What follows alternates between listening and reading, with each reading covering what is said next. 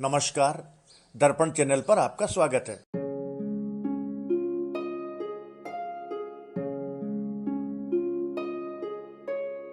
ये कहानी है एक ऐसे युवक की जिसने अर्ली एज में ही आत्मनिर्भरता का पाठ पढ़ लिया और अपने हुनर के बल पर कमा खाना सीख लिया। रोजगार के लिए न तो उसने सरकारी नौकरी का इंतजार किया और न ही किसी की चाकरी करना स्वीकार किया।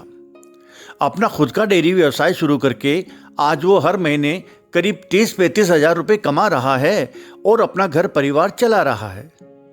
दुग्ध उत्पादन के साथ साथ फ्यूचर में उसकी घी, छाछ और पनीर का प्लांट लगाने की भी प्लानिंग है। तो आइए सुनते हैं सफलता की कहानी सुरेश की जुबानी।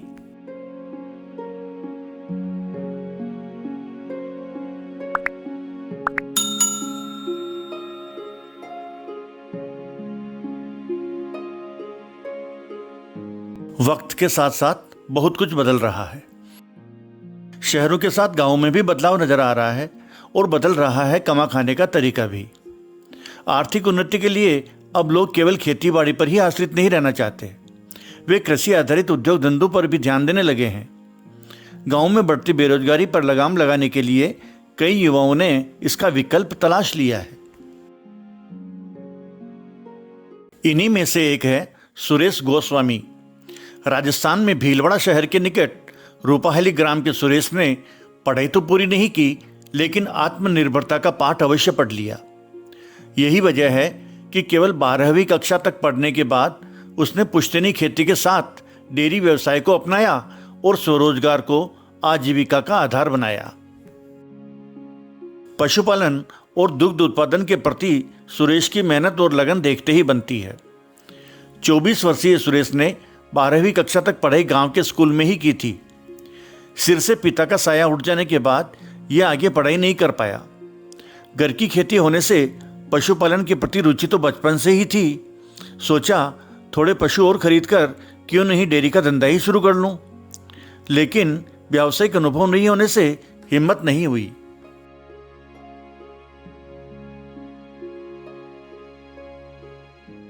इसी बीच एक डेयरी फार्म पर काम करने का मौका मिल गया। वहां काम के साथ साथ वह धंधे की बारीकियां भी समझने लगा। साल भर बाद इसे पूरा विश्वास हो गया कि अब वह खुद अपना व्यवसाय शुरू कर सकता है।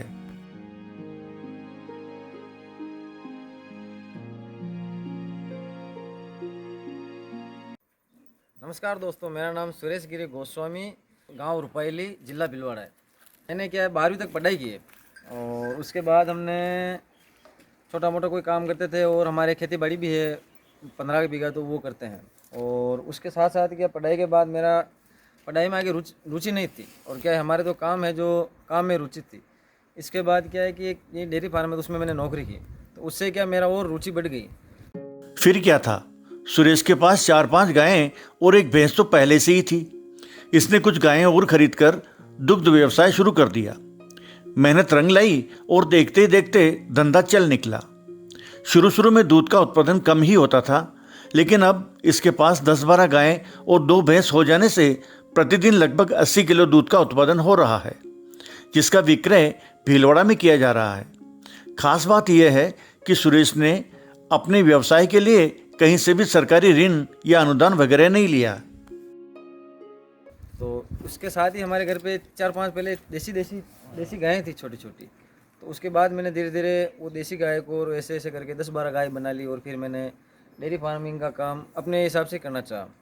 और क्या दूध वो भीलवाड़ा मेरे सप्लाई किया और लोगों ने बहुत पसंद भी किया। धीरे धीरे 10 लीटर से चालू किया, तो अभी क्या 80 लीटर दूध मेरा भीलवाड़ा मार्केट में जा रहा है और अभी ठीक है काम। और इसमें हम क्या हमारे घर परिवार वाले करते हैं काम। सुरेश की दिनचर्या प्रातः 4 बजे से ही शुरू हो जाती है। दूध की पैकिंग वगैरह करके यह 6 बजे बाइक से भीलवाड़ा के लिए निकल पड़ता है। भीलवाड़ा में डोर टू डोर दूध की होम डिलीवरी करता है और करीब 10 बजे वापस गांव आ जाता है।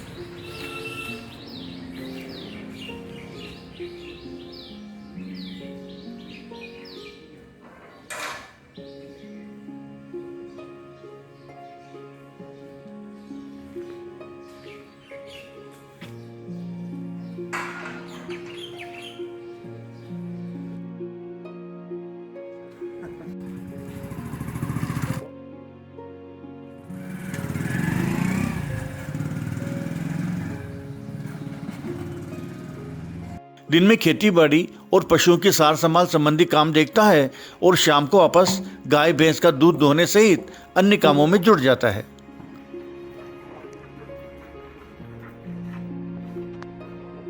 सुरेश की पत्नी टीना और परिवारजन भी काम में हाथ बटाते हैं।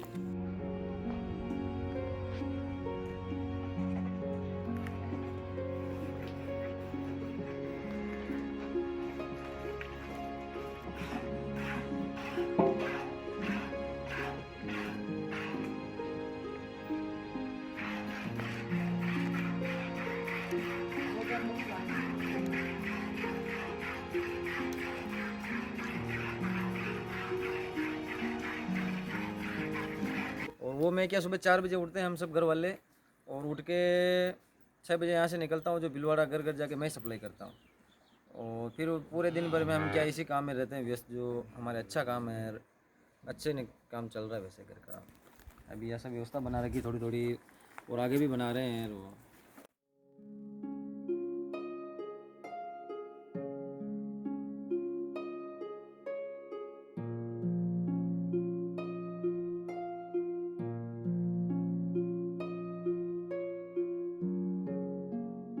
इस प्रकार सुरेश ने अपने बूते पर डेयरी व्यवसाय प्रारंभ कर कड़ी मेहनत और लगन के साथ आर्थिक दृष्टि से आत्मनिर्भर बनने की मिसाल कायम की है।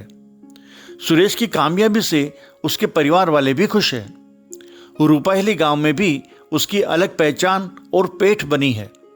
सुरेश के जैसे अन्य युवा भी जो बेरोजगार है, उन्हें सुरेश की सक्सेस स्टोरी से प्रेरणा लेनी चाहिए और अपनी सामर्थ्य और रुचि के अनुरूप स्वरोजगार अपनाकर आत्मनिर्भरता की दिशा में आगे बढ़ना चाहिए। मेरे सब जो भी युवा साथी हैं उनको मैं ये बताना चाहूँगा कि वो पढ़ाई करे, और पढ़ाई में अगर आगे स्कोप नहीं लगे तो वो पढ़ाई के साथ साथ पढ़ाई भी करे, और कुछ बाहर जाने के बजाय खुद का ही काम हो तो छोटा ही काम हो भले, लेकिन उसमें रुचि ले और वो काम करे, तो उससे क्या है कि उनको आत्मनिर्भर बनेंगे और समस्या नहीं आएगी।